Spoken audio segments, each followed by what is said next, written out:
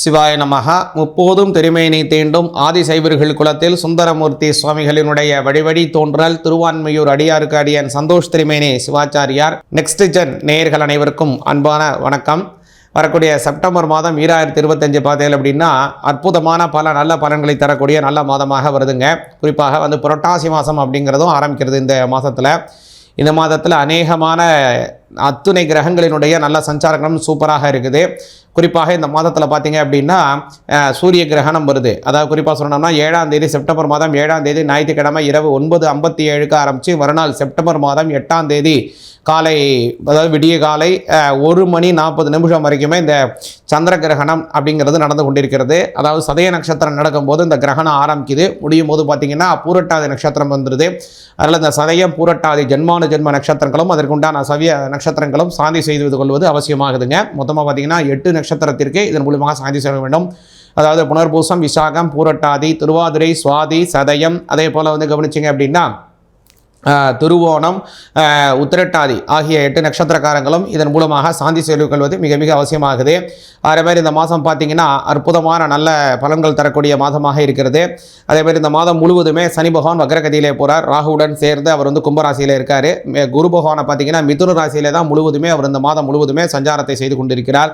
சூரிய பகவான் முதல்ல கவனிச்சிங்கன்னா அவர் சிம்மராசியில் ஆட்சி பலம் பெற்றிருக்கிறாரு. இந்த மாதம் 17ஆம் தேதிக்கு அவரும் அவருடைய ஸ்தானத்திலிருந்து அடுத்த ஸ்தானமாக இருக்கக்கூடிய கன்னிராசிக்கு பயிற்சி ஆகிறார். அதே மாதிரி புத பகவானை கவனிச்சிங்கன்னா இந்த மாதம் 11ஆம் தேதி அவர் முதல்ல கன்னிராசிக்கு வரார் சிம்மராசிலேருந்து. அடுத்து இந்த மாதம் 29ஆம் தேதி கன்னிராசியிலிருந்து மறுபடியும் துளாராசிக்கு பயிற்சி ஆகிறார். இப்படி புத பகவானுடைய சஞ்சாரம் அமையுது. அதே மாதிரி சுக்கிர பகவானை கவனித்தோம் அப்படின்னா இம்மாதம் 16ஆம் தேதி வரைக்கும் அவர் இருக்கக்கூடிய ராசி அப்படிங்கிறது சிம்ம ராசியில் இருந்து அடுத்தது கன்னி ராசிக்கு பயிற்சி ஆகிறார். செவ்வாய் பகவான் கன்னி ராசியிலிருந்து 15ஆம் தேதி செப்டம்பர் மாதம் 15ஆம் தேதி துலா ராசிக்கு மாறுறார். இப்படியாக இந்த சஞ்சார அமைப்புகள் இந்த நவகிரகங்களும் இருக்கிறது. இதில் முக்கியமாக பார்த்திங்கன்னா கேது பகவான் இந்த மாதம் முழுவதுமே அவர் சிம்மராசியில் தான் போயிட்டுருக்காரு. இந்த கேது ராகு இவங்களுடைய எந்த இடத்துல இருக்காங்களோ அந்த வீட்டில் சூரிய பகவானினுடைய சேர்க்கை வரும்போது அந்த சமயத்தில் கிரகணம் வருவது வாய்ப்பு அதிகமாக உள்ளது. அந்த சமயத்தில் தான் இந்த முறை வரக்கூடியது சூரிய கிரகணம், சந்திர கிரகணம் வருது. அந்த சந்திர கிரகணம் நம்ம பூமி அதாவது இந்தியாவில் தெரியறதுக்கான வாய்ப்பு அதிகமாக இருக்குது. அதனால் நம்மளுடைய சந்திர கிரகணம் நமக்கு அனுஷ்டானத்தில் உள்ளது. அந்த முன்னாடி சொன்ன மாதிரி தான் இந்த 8 நட்சத்திரக்காரங்க அன்றைய தினம் சாந்தி செய்து கொள்வது மிக மிக அவசியமாக இருக்குது. அதே மாதிரி இந்த மாதத்தில் ஒரு சிறப்பு என்னென்னா புரட்டாசி மாதம் வருது. இந்த மாதத்துலேருந்து புரட்டாசி மாதம் ஆரம்பிக்கிறது. கூடுதலாக முன்னாடி 7ஆம் தேதி செப்டம்பர் 7ஆம் தேதியிலேருந்தே பார்த்திங்கன்னா முன்னோர்களுக்கு ஒரு தர்ப்பணம் செய்வதற்கு ரொம்ப சாதகமான ஒரு 15 நாட்கள் வரும். அதுக்கு பேர் பிதுர் பட்சம்னு சொல்லுவாங்க. சில பேர் மகாலய பட்சம் அப்படின்னு சொல்லுவாங்க. இதனுடைய அங்கமாக கடைசியில் வரக்கூடியது மகாலய அமாவாசை வருங்க. 21ஆம் தேதி மாதம் 21ஆம் தேதி மகாலய அமாவாசை வருது. அதனால் இந்த 7ஆம் தேதியிலேருந்து 21ஆம் தேதி வரைக்கும் வரக்கூடிய 15 தினங்கள் அப்படிங்கிறது பிதுர் பட்சம், அதாவது மகாலய பட்சம். இந்த 16 தினங்களும் நாம் என்ன செய்யலாம் அப்படின்னா முன்னோர்களுக்காக தர்ப்பணங்களை செய்வது மிக மிக நல்ல பலனை தரக்கூடியது. அதனால் இதுலேயே நீங்கள் முன்னோர்களுக்கான திதி கொடுப்பதை, முன்னோர்களுக்கு தர்ப்பணம் செய்வதெல்லாம் செய்வது மிக மிக நல்ல பலனை தருங்க. மேலும் உங்களுடைய ராசிக்கு மாதம் என்ன பலன்கள் வருதுங்கிறத தெளிவாக பார்ப்போம். கும்ப ராசிக்காரர்களுக்கு இந்த செப்டம்பர் மாதம் 2025 என்ன பலன்கிறத பார்ப்போம். இந்த மாதம் கவனிச்சேன்னா ஜென்மத்திலேயே சனி பகவான் ராகு பகவான் சேர்ந்து போகிறார். ஜென்மத்தில் இருக்கக்கூடிய சனி வக்ரம் வேறு அடைகிறார். இந்த மாதம் முழுவதுமே சனி வக்ரம் தான். அடுத்ததாக 5ல் இருக்கக்கூடிய குரு பகவான் தெய்வ வழிபாட்டில் நல்ல ஒரு முன்னேற்றத்தை தரார். 5ஆம் இடம் வலிமையாகணும். அதுவும் 2ஆம் அதிபதி குரு பகவான். அது மட்டும் இல்லை 11ஆம் அதிபதியும் குரு பகவான் கும்பராசிக்கு. அவர் 5ஆம் இடத்துல போகக்கூடிய காலம் கும்பராசிக்காரர்களுக்கு ஒரு யோகம்தான். இந்த மாதத்தில் நல்ல அமோக வளர்ச்சிகள் இருக்கும். 5-11 வேற. அதனால் குழந்தை இல்லாதவர்களுக்கு குழந்தை கிடைக்கும். கணவன் மனைவிடைய நல்ல அன்பு, புரிதல், மனசு சந்தோஷம், இன்பகரமான சூழ்நிலைகள், தாம்பத்தியம் சிறப்பு அப்படின்னு நல்ல விஷயங்கள் நிறையா இருக்குது. கூடுதலாக கவனிச்சால் அப்படின்னா 7ஆம் இடத்துல இருக்கக்கூடிய சூரியன், புதன், கேது. இந்த சூரியன் கொஞ்சம் பலம் குறையிறது. ஏன்னா கேதுவுடன் சேர்றதுனால அவர் 7ஆம் அதிபதி 7ஆம் இடத்துல ஆட்சி பலம் பெற்றாலும் அதில் கேதுவினுடைய சேர்க்கை இருக்கிறதுனால உங்களுடைய வாழ்க்கை துணைவருக்கு ஏதாவது தொழில் ரீதியான சில போட்டிகள் வரலாம். உங்கள் வாழ்க்கை துணைவருக்கு உங்களுக்கு கிடையாது. அதனால் உங்களுடைய தொழில் வளர்ச்சி நல்லா இருக்கும். உங்களுடைய வாழ்க்கை துணைவருக்கும் தொழில் சார்ந்த விஷயத்தில் சில போட்டிகள் ஏற்பட்டு மறையும். ஒன்று. அடுத்ததாக கவனிச்சல்னா அஷ்டமஸ்தானத்தில் இருக்கக்கூடிய செவ்வாய் 3ஆம் அதிபதி அஷ்டமஸ்தானத்திலே மறைகிறார். இது ஒரு நல்ல பலன் அப்படின்னு சொல்லலாம்.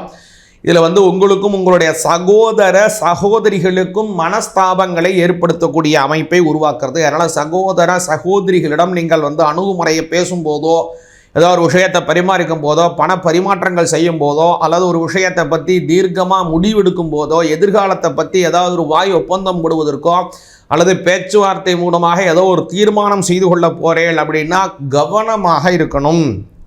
அதனால் 1க்கு 2 முறை அல்லது 3 முறை அதை யோசித்து செயல்படுங்கோ, அல்லது செயல்படாமல் இருந்துட்டு பின்னாடி பார்த்துக்கலாம், அல்லது நான் யோசிச்சுட்டு சொல்கிறேன், கொஞ்ச நாள் அவகாசம் கொடுங்கோ அப்படின்னு ஏதாவது ஒரு விஷயத்தை போட்டு கொஞ்சம் தள்ளி போடுறது உங்களுக்கு சாமர்த்தியம். அதை நீங்கள் கவனத்தில் வச்சுங்கோ கும்பராசிக்காரா.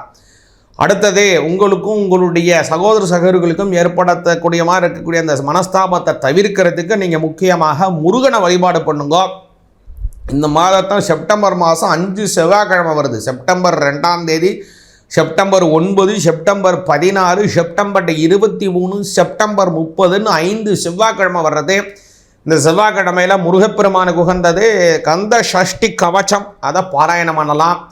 வேல் மாறல், திருத்தணியில் இருக்கக்கூடிய முருகப்பெருமானுக்குன்னு பிரத்யேகமான உண்டான மந்திரம் அது, தமிழ் மந்திரம் அது. அந்த விஷயத்தை ரொம்ப அற்புதமான 6 தினங்கள், அற்புதமான 5 செவ்வாய்க்கிழமைகளிலும் பாராயணம் பண்ணலாம் வேல் மாறல். அதை செஞ்சேன்னா கும்பராசிக்காரர்களுக்கு அவர்களுக்கும் அவர்களுடைய சகோதர சகோதரிகளுக்கும் சுமூக உறவு ஏற்படும். அடுத்ததாக கவனிச்செல்லாம் இந்த மாதத்தில் உங்களுடைய கும்பராசிக்காரர்களுக்கு 6ஆம் இடத்திற்குரிய சுக்கிரன் உங்களுக்கு செலவை கொடுப்பார்.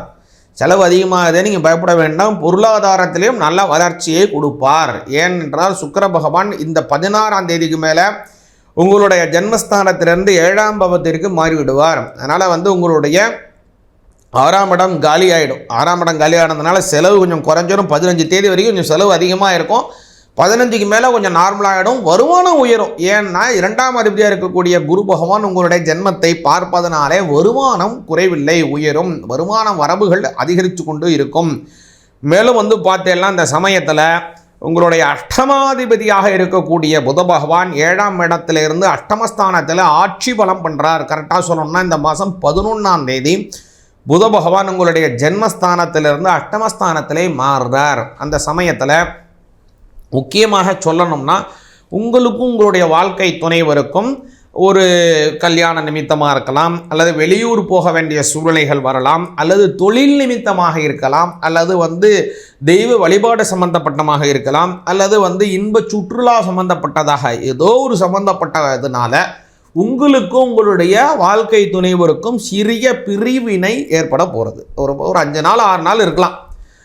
இந்த 11, 12, 14 இந்த மாதிரி காலத்தில் எதுனா அஷ்டமஸ்தானத்தில் அஷ்டமாதிபதி போய் உட்கார்றதுனால இந்த மாதிரியான அமைப்பு வர்றது. அதனால் பெரிய மனஸ்தாபம் ஏற்பட்டுருமோ அது எடுப்போங்கிற பயம் வேண்டியதில்லை. அது வந்து நல்லபடியாக சுமூகமாக இருக்கும். ஏன்னா முன்னாடியே சொல்லிட்டு 7ஆம் இடத்துல இருக்கக்கூடியது இந்த மாதம் முழுவதுமே உங்களுக்கும் உங்களுடைய வாழ்க்கை துணைவருக்கும் நன்னா இருக்குது, ரொம்ப அமோகமான பலன் இருக்குது.